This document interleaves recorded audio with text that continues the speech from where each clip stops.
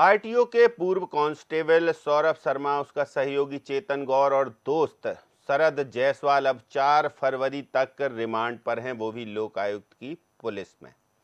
लोकायुक्त की टीम ने सौरभ, चेतन को मंगलवार को कोर्ट में पेश कर रिमांड ले ली थी और बुधवार को शरद जायसवाल को पेश कर रिमांड मांगी, जिसे कोर्ट ने मंजूर कर लिया।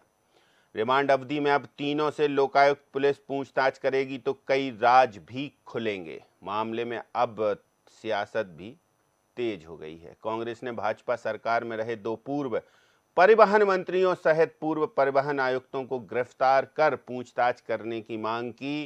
कांग्रेस का सीधा आरोप है कि मामले को रफा दफा किया जा रहा है। नमस्कार, मैं हूं महेंद्र विश्वकर्मा और आप देख रहे हैं बिग डिबेट। इधर भाजपा का कहना है कि सरकार जीरो टॉलरेंस पर काम कर रही है, कोई अपराधी नहीं बचेगा। तो आज चर्चा होगी इसी गोल्ड कैश कांड के करोड़पति कांस्टेबल के सरेंडर, सस्पेंस, गिरफ्तारी पर शुरू हुई सियासत की। लेकिन इससे पहले देखेंगे रिपोर्ट। अब नए राज उगलेगा गोल्ड कैश कांड। सौरभ शर्मा, चेतन और शरद की रिमांड। सामने आएगी भ्रष्टाचारी अजगरों की कहानी। कांग्रेस की शंका, मामले पर डाला जा रहा पानी। 41 दिन की फरारी के बाद मध्य प्रदेश के चर्चित गोल्ड कैश कांड के 3 प्रमुख किरदार सौरभ शर्मा, चेतन गौर और शरद जायसवाल अब 4 फरवरी तक लोकायुक्त पुलिस की रिमांड पर हैं। अब सबको यही उम्मीद है कि इन भ्रष्टाचार के केचुओं को पकड़ने के बाद अब असली अजगर सामने आने वाले हैं और ये तीनों पुलिस की पूछताछ में उन भ्रष्टाचारी सफेद पोश व्हाइट कॉलर अधिकारियों के वे राज भी खोलेंगे, जिसके कारण सौरभ शर्मा महज 7 साल आरटीओ में आरक्षक की नौकरी कर अकूत दौलत का मालिक बन बैठा। एक पूर्व आरक्षक के पास मिली 100 करोड़ से ज्यादा की संपत्ति के चलते परिवहन विभाग पर कई सवाल भी खड़े हुए, तो पूर्व परिवहन मंत्री तक भी आंच पहुंची। सौरभ शर्मा के सरेंडर, सस्पेंस, गिरफ्तारी के बाद अब मध्य प्रदेश की सियासत गर्म है। कांग्रेस के पूर्व अध्यक्ष अरुण यादव, पीसीसी चीफ जीतू पटवारी ने कई सवाल उठाए। कांग्रेस नेता मुकेश नायक ने तो सीधे भाजपा सरकार में रहे पूर्व परिवहन मंत्री भूपेंद्र सिंह और गोविंद सिंह राजपूत पर निशाना साधा। उन्होंने कहा कि इनकी भी गिरफ्तारी हो और पूछताछ हो। पूर्व परिवहन आयुक्तों की भी मामले में गिरफ्तारी की मांग कांग्रेस ने की है। नायक ने तो यहां तक भी कहा कि जिस मामले की जांच Lokayukta, income tax, ED, DRI जैसी एजेंसियां कर रही हों, उस मामले का आरोपी इतनी आसानी से 41 दिन तक घूमता रहा। ये मामले को रफा दफा करने की कोशिश है। सौरभ शर्मा की गिरफ्तारी को लेकर जो 41 दिन बाद पुलिस की गिरफ्त में आए हैं और भोपाल भी वो गिरफ्तार होने के 2 दिन पहले आ चुके थे। सारे लोगों को पता था कि वो कोर्ट में हाजिर होने वाले हैं, लेकिन जब कोर्ट से निकलने लगे तब लोकायुक्त की पुलिस ने उनको अरेस्ट किया। चेतन सिंह गौर, जिसकी गाड़ी में 52 किलो सोना मिला था, उसको सरकारी गवाह बनाया जा रहा है और ये स्क्रिप्ट इनके 41 दिन फरार रहने की अवधि में ही ये स्क्रिप्ट बना ली गई थी। लेकिन राज्य में मंत्री स्तर के नेताओं की गिरफ्तारियां नहीं हुई और ये स्पष्ट दिखाई देता है कि मामले को रफा दफा करने की कोशिश है। मैं इस बात की मांग करता हूं कि गोविंद सिंह राजपूत ट्रांसपोर्ट मिनिस्टर रहे, जो भूपेंद्र सिंह जो ट्रांसपोर्ट मिनिस्टर रहे, और इस बीच में जितने भी ट्रांसपोर्ट कमिश्नर रहे, तत्काल प्रभाव से सबको अरेस्ट करना चाहिए और अरेस्ट हिरासत की अवधि में पूरी जांच होना चाहिए। ये बाहर रहे तो जांच को पूरी तरह प्रभावित करेंगे। 41 दिन से फरार गोल्ड कैश कांड का मुख्य आरोपी सौरभ शर्मा और उसके 2 साथी शिकंजे में आ गए। आपको बता दें कि 28 जनवरी मंगलवार को लोकायुक्त की टीम ने कोर्ट परिसर के बाहर से उसे हिरासत में उस समय लिया जब वो सरेंडर करने वहीं पहुंचा था। इसके बाद चेतन गौर को और फिर शरद जायसवाल को, सौरभ और चेतन को मंगलवार को ही स्पेशल कोर्ट में पेश कर रिमांड पर ले लिया गया। बुधवार को शरद जायसवाल को कोर्ट में पेश कर रिमांड पर लिया। अब तीनों 4 फरवरी तक लोकायुक्त पुलिस के शिकंजे में रहेंगे और पूछताछ होगी। यहाँ खास ये भी है कि सौरभ 23 दिसंबर 2024 को दिल्ली आ गया था। 25 दिसंबर को उसका लुकआउट नोटिस जारी हुआ, लेकिन इससे पहले वह भारत में था। सौरभ की पत्नी दिव्या ने भी माना दुबई से लौटने के बाद भी वे कई दिनों तक घूमते रहे। सौरभ शर्मा की पत्नी दिव्या ने भी बीते सोमवार शाम ईडी दफ्तर में बयान दिया। इधर सौरभ शर्मा के वकील ने कोर्ट में उसकी गिरफ्तारी को लेकर कई सवाल उठाए और उसकी जान को खतरा बताया। कोर्ट ने भी तीनों आरोपियों का रूटीन से 4 जनवरी तक मेडिकल चेकअप कराने को कहा है। आज जो है लोकायुक्त पुलिस द्वारा आरोपी शरद जायसवाल को माननीय न्यायालय के समक्ष प्रस्तुत किया है और जो है उनका पुलिस रिमांड की मांग की गई थी। पुलिस रिमांड पर जो है आरोपी के अधिवक्ता द्वारा कोई आपत्ति नहीं की थी।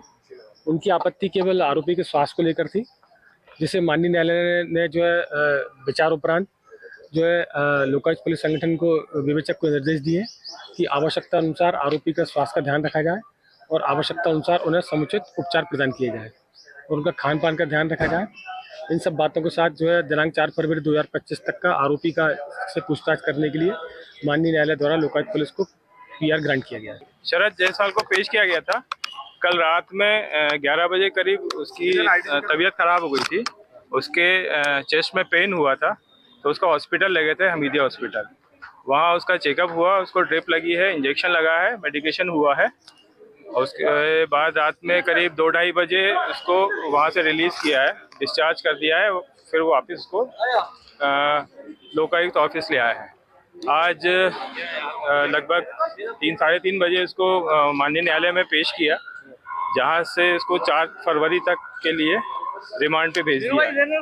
हमने माननीय न्यायालय में उसकी मेडिकल जांच के लिए और उसके स्वास्थ्य को लेके एक आवेदन भी पुटअप किया है, जिसमें उसमें टाइम टू टाइम उसको मेडिकल सहायता दी जाए और इनकेस अगर जरूरत पड़ती है तो उसको अस्पताल में भर्ती की भी सुविधा मिले। इस हाई प्रोफाइल मामले में कांग्रेस के आरोपों पर पलटवार करते हुए भाजपा मीडिया प्रभारी आशीष अग्रवाल ने कहा कि मध्य प्रदेश की सरकार जीरो टॉलरेंस पर काम करती है, कोई भी आरोपी बख्शा नहीं जाएगा। लोकायुक्त और जांच एजेंसियां निष्पक्षता के साथ अपना काम कर रही हैं।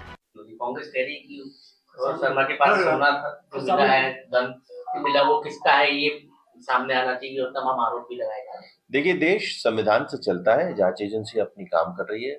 भाजपा की सरकारों की जीरो टॉलरेंस पॉलिसी है किसी भी तरीके के भ्रष्टाचार या भ्रष्ट व्यक्ति के प्रति। तो ये जितनी भी कार्रवाई है हमारी सरकार और हमारी एजेंसियों से चल रही है। कांग्रेसियों को खुश होने की जरूरत नहीं है, ना नीचे से ऊपर तक कोई बचेगा और कांग्रेस के अगर कोई तार होंगे तो वो तो छोड़े ही नहीं जाएंगे। कुल मिलाकर अब इस गोल्ड कैश मामले का मुख्य सरगना और उसके साथी गिरफ्त में हैं और अब तीनों मुख्य आरोपी लोकायुक्त पुलिस की रिमांड पर। परिवार से लेकर रिश्तेदार सभी जांच एजेंसियों के रेडार पर। अब सबको इंतजार है कि कौन है भ्रष्टाचार के असली अजगर, जिनके नाम अब सौरभ और उसके साथी खोलेंगे, और कौन जिम्मेदार अधिकारी नेता कटघरे में होंगे। Desk report, DNN। तो चलिए चर्चा शुरू करते हैं। कुछ खास पैनलिस्ट हैं हमारे साथ। परिचय पहले आपका करवाते हैं। हमारे साथ ब्रिज गोपाल लोया जी हैं, प्रवक्ता हैं भाजपा के, और समर सिंह जी कांग्रेस से हमारे साथ जुड़े हुए हैं। वरिष्ठ पत्रकार खिलावन चंद्राकर जी, आप तीनों का बहुत स्वागत है जी। ब्रिज गोपाल लोया जी, सौरभ के 2 साथी सहित अब 3 आरोपी या सस्पेक्ट लोकायुक्त की रिमांड पर। राज उगले जाएंगे, लेकिन इससे पहले सवाल कई खड़े कर रही है कांग्रेस और कह रही है कि मामले को रफा दफा करने की कोशिश की जा रही है। और दूसरी बात, आरोप ये भी हैं कि जो जिम्मेदार हैं उनसे तो पूछताछ हो ही नहीं रही है, गिरफ्तारी पर भी सवाल उठाए हैं। क्या कहेंगे? पहली प्रतिक्रिया। देखिए महेंद्र जी, एक बात आप समझ लीजिए कि कांग्रेस पार्टी जी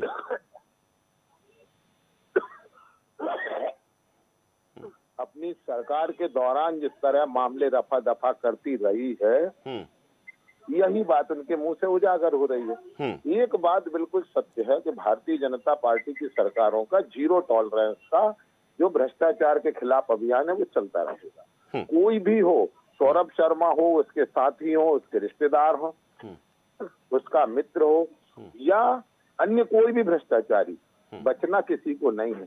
और एक बात और मैं कहता हूँ, कांग्रेस के हमारे मित्र इस बात का भी क्या शायद जवाब देंगे कि 2018 से 20 तक उनकी सरकार 16 महीने थी, ये सौरभ शर्मा पर कार्रवाई कर पाए क्या? वो नहीं कर पाए। ये कार्रवाइयां कब होती हैं? जब भारतीय जनता पार्टी की सरकार होती है।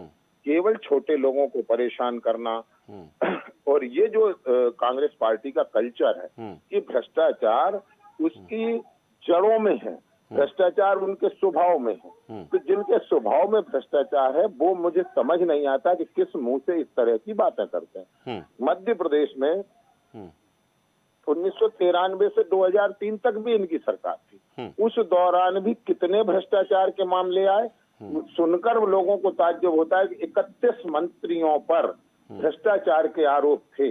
और आज हम गर्व के साथ कह पाते हैं कि 20 साल की सरकार में भी कांग्रेस आरोप नहीं लगा पाई है। तो यही फर्क है भारतीय जनता पार्टी और कांग्रेस के कल्चर में कि यहाँ संरक्षण होता है और हमारे यहाँ ऐसे लोगों के खिलाफ कार्रवाई होती है।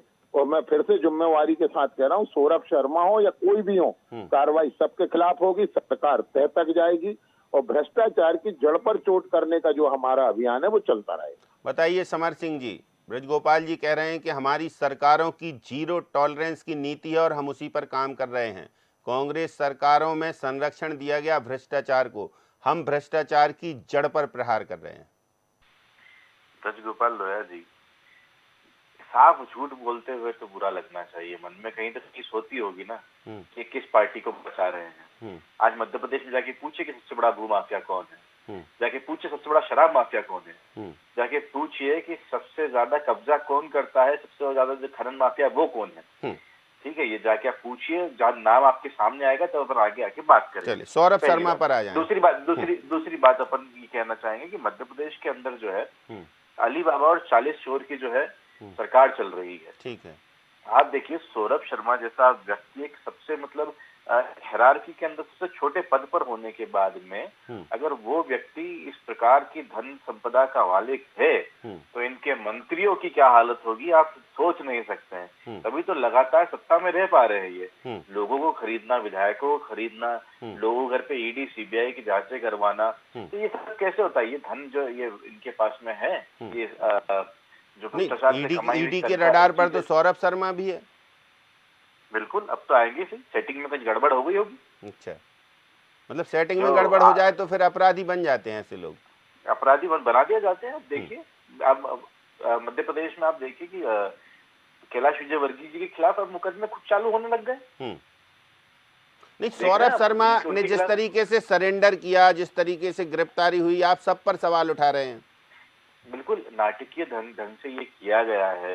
या तो जो है कि जो वर्तमान की स्थिति के अंदर जो पावरफुल इंसान है इस मध्य प्रदेश के अंदर, जो भी हो सकता है, उनसे या तो सेटिंग नहीं हुई है या फिर होने के बाद में बात जमी नहीं है। तो जब ऐसा नहीं होता है तो अभी पूर्व मंत्रियों के खिलाफ पारस जैन उज्जैन के अंदर आप देखें तो उनके खिलाफ जो है मुकदमा हो गया है। उसके अलावा आप कैलाश विजयवर्गीय जी की बात करें तो नहीं, वो तो ठीक है, वो तो सारी चीजें चल रही हैं, लेकिन हम पर्टिकुलर बात कर रहे हैं इस हाई प्रोफाइल केस की। आपके नेता सीधे सवाल उठा रहे हैं भूपेंद्र सिंह पर, पूर्व मंत्री गोविंद सिंह राजपूत पर, आप क्या कहेंगे? इससे सहमत हैं? बिल्कुल, तत्कालीन जो इतनी बड़ी साठगांठ जो है वो किसी आका के बिना होना संभव नहीं। एक अकेला व्यक्ति पूरे सिस्टम के अंदर सेंधमारी करके इतना अकूट धन संपदा को अर्जित कर ले अकेला, तो ऐसा संभव नहीं है। तो बांटा गया है, बंटने के बाद भी जो बचा है ये है। सोचिए कितना बड़ा स्कैम ये निकल कर आएगा, कितना बड़ा स्कैम ये होगा जिसके अंदर मंत्री और नेताओं के नाम आएंगे, जहाँ पर बड़े अधिकारी हैं। तो ये तो कांस्टेबल रैंक का आदमी था। अब आरटीओ के बड़े जो अधिकारी है वहां तक बात जाएगी, उसके बाद में मंत्रियों तक पहुंच जाएगी। तो लगता है आपको कि अब राज खुलेंगे, सौरभ शर्मा उगलेंगे कई राज, ऐसा लगता है? अगर उनकी जो है सुरक्षा की जाए तो ज्यादा बेहतर लगता है मुझे अभी तो। मतलब सुरक्षा की चिंता है आपको? बिल्कुल चिंता है, क्योंकि जो राजदार हैं वो गिरफ्त में है। अब नाम किन किन के आएंगे या आगे आने वाली जो है समय दिखाएगा। तो आपने देखा कि जिस प्रकार से हमारे मध्य प्रदेश का सबसे बड़ा घोटाला जो शिक्षा जगत का था, व्यापम घोटाला, उसके अंदर 52-53 लोगों की मौत हो जाती है। कोई चलती ट्रेन में से गिर जाता है, किसी को हार्ट अटैक आ जाता है, कोई जेल में दम तोड़ देता है, कोई बेल पे रहता है तब दम तोड़ देता है। तो अब ये कैसे हुआ? और उसी 3-4 साल में कब क्यों हुआ, जब जो है एक प्रकार से जांच चल रही थी। जांच को प्रभावित करने के तरीके हैं ये। तो अभी इस जांच पर भी संदेह है आपको कि प्रभावित कर सकते हैं लोग? बिल्कुल बिल्कुल है, संदेह है।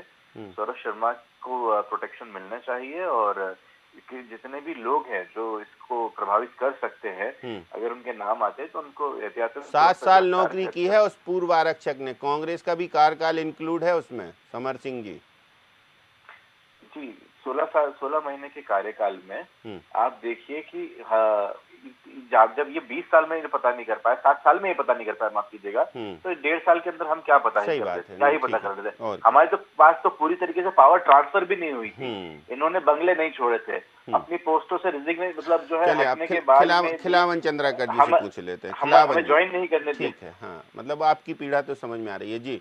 खिलावन जी, क्या कहेंगे आप इस पूरे मामले में? अब 3 जो संदिग्ध या सस्पेक्ट आरोपी गिरफ्त में, ईडी की पूछताछ जारी, पूछताछ रेगुलर हो रही है, कैसे नाम निकलेंगे? कुछ है उम्मीद कि अब वो अजगर निकलेंगे जो पूर्व केंद्रीय मंत्री उमा भारती कह रही हैं कि अब वो तो केंचुआ है, अभी अजगर तो बाकी हैं? पहले सुनवा देते हैं उमा भारती जी ने क्या कहा था।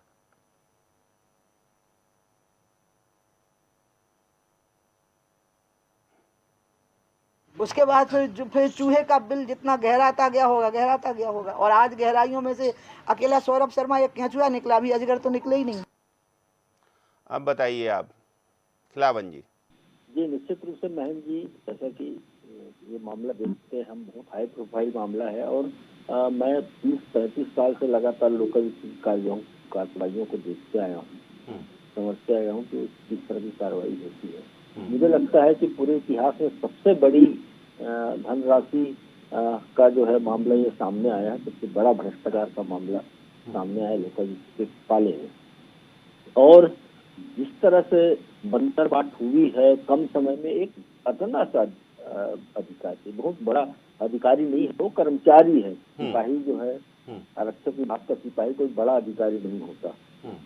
तो मुझे लगता है कि जिस तरह से इस छोटे से कर्मचारी के पास से अकूत संपत्ति मिली है, लगातार रोज नए नए खुलासे उस समय हो रहे थे जिस समय कार्रवाइयां शुरू हुई थी, 4-5 दिन तक लगातार मामले जो है नए नए सामने आ रहे थे, लेकिन उनकी गिरफ्तारी के बगैर मुझे लगता है या तो उनकी गिरफ्तारी के बगैर या शासन प्रशासन और के दबाव के कारण जो है 5-6 दिन बाद ये मामला सुसुप्त पड़ गया था।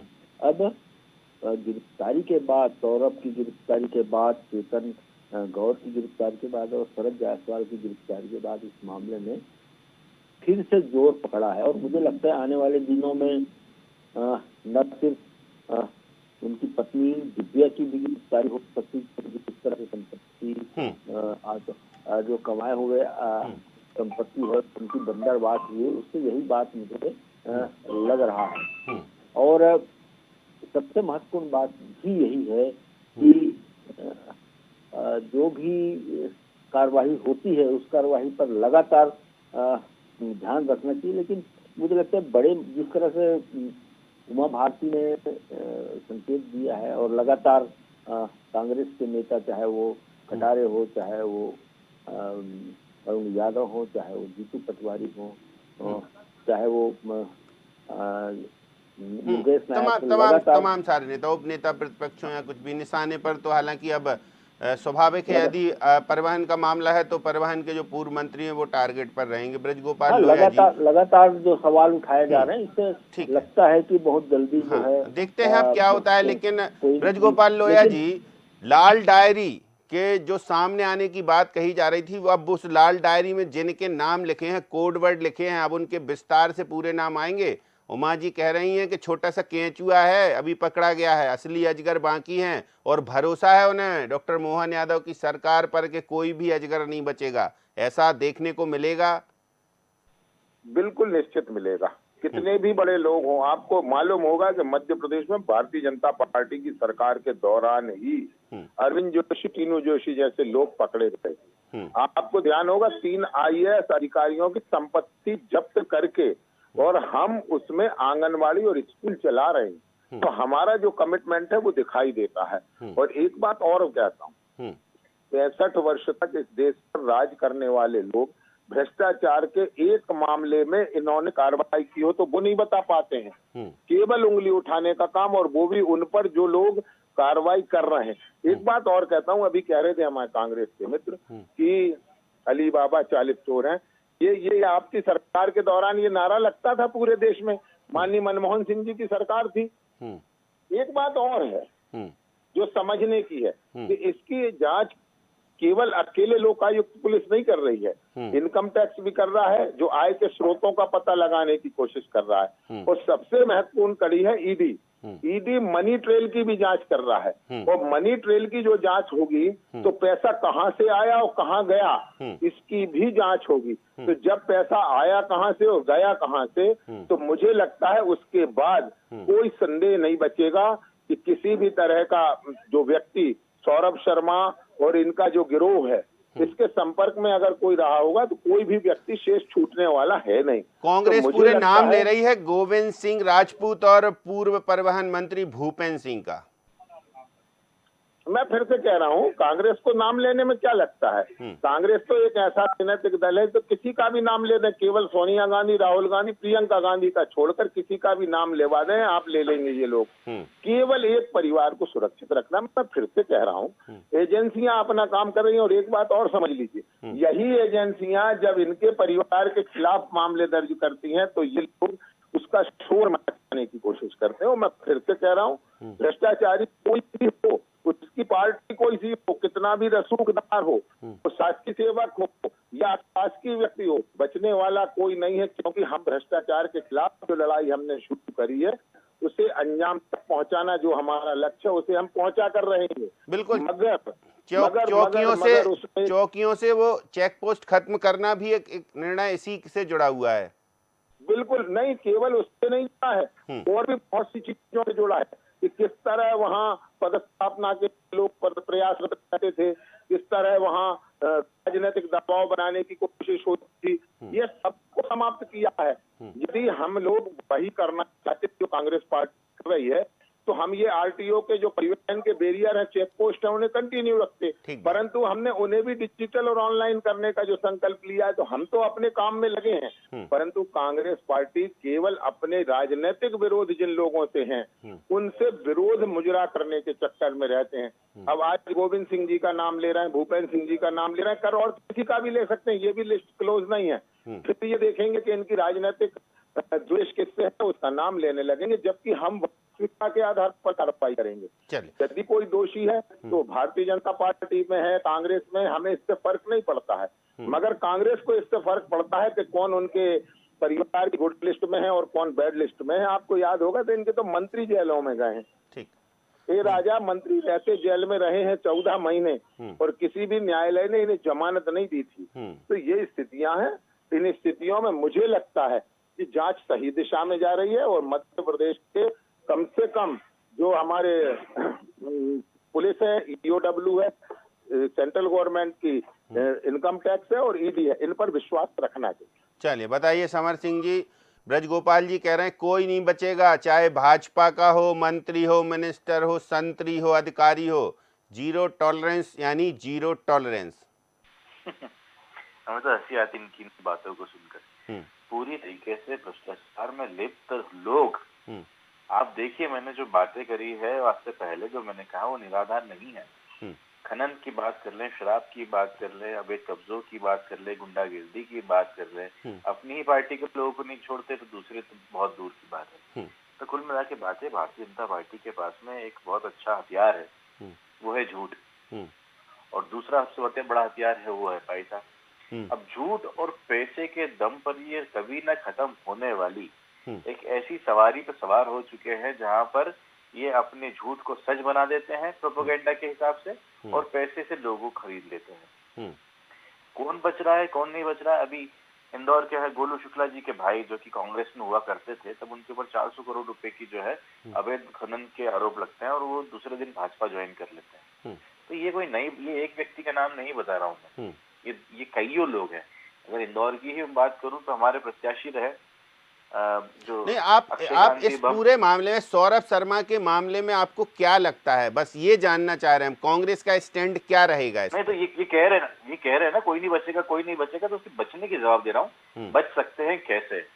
ठीक है, भारतीय जनता पार्टी ज्वाइन कर लीजिए, बच जाएंगे। अच्छा, तो अब क्या सौरभ शर्मा अभी भारतीय जनता पार्टी ज्वाइन करेगा? आप तो अब उस पर केस चल रहे हैं, तो वो ज्वाइन कर सकता है क्या? ऐसे हो जाएगा? बिल्कुल कर सकता है, बच भी सकता है। बड़ा ऑफर दे दे सरकार को, इतने पैसे। अब जिसकी कार के अंदर ही हजारों करोड़ रुपए का जो है सोना हो, उसके ने घर में कितने रखे होंगे और विदेशों में कितने भेजे होंगे, वो तो सब जब्त कर लिए एजेंसियों ने, वो तो सारे जब्त कर लिए एजेंसियों ने।